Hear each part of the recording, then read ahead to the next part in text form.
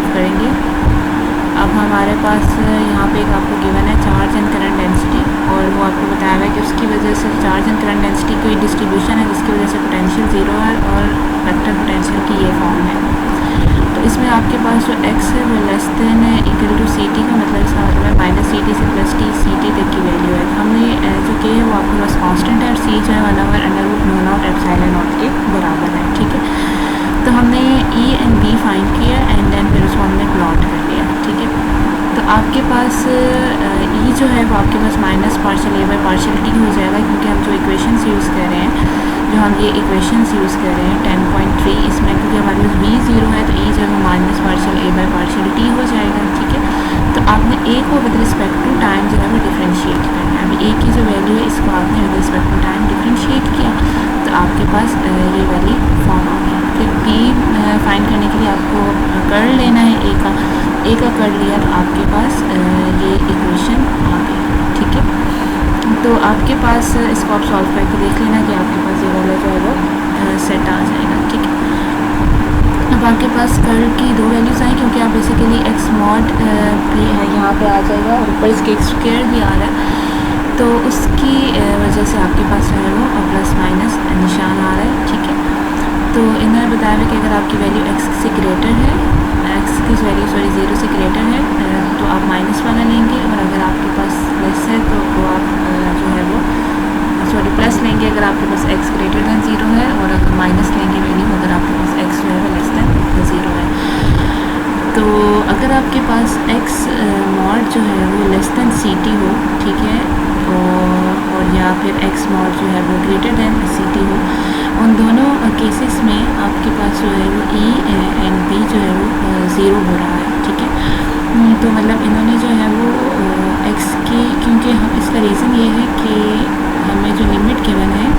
X mod greater than c t वाला, ठीक है,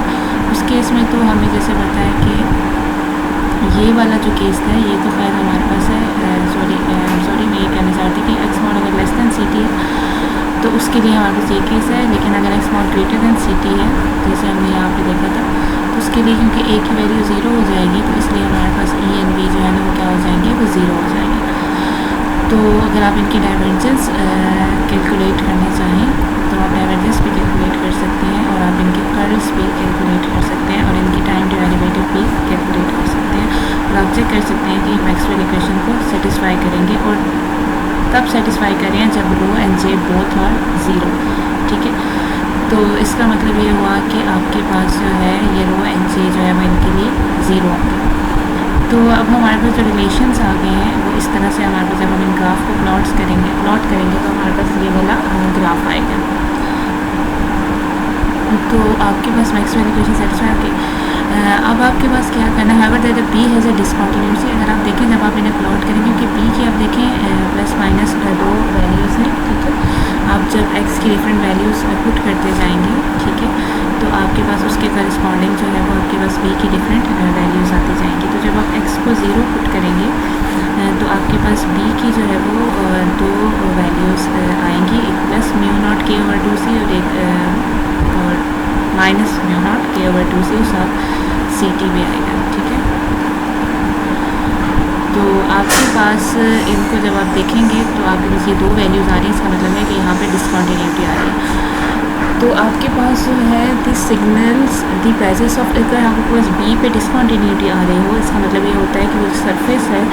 उसके ऊपर जो है ना आपके पास कोई सरफेस करंट मौजूद है।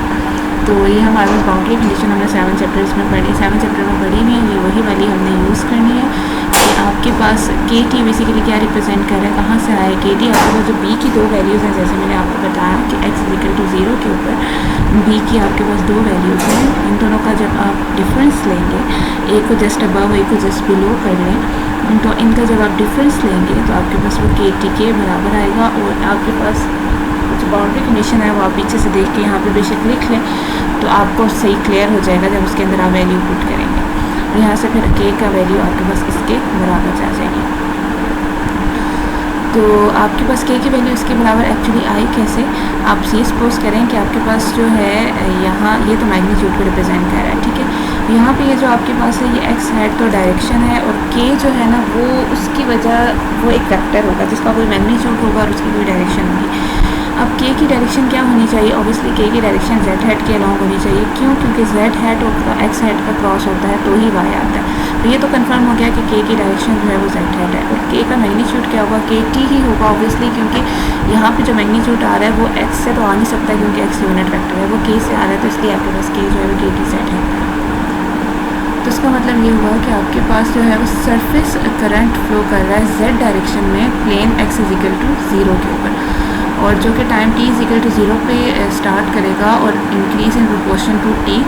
Notice that the news travel out in both direction at the speed of light. आपके पास दोनों डायरेक्शन में जो है वो न्यूज़ जो है वो ट्रैवल कर रही है, तो इलेक्ट्रोमैग्नेटिक वेव्स उसने कोई इन्फॉर्मेशन कैरी की है जो कि ट्रैवल कर रहा है with the speed of light, ठीक है।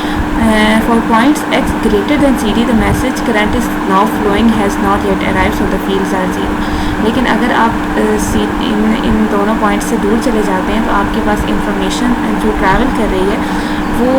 जो है जो करंट फ्लो कर रहा है वो अराइव नहीं हुआ, जिसकी वजह से जो है वो फील्ड आपके पास 0 आ रहे हैं, ठीक है। तो यहाँ से ये वाली चीज़ मैं आपको कराना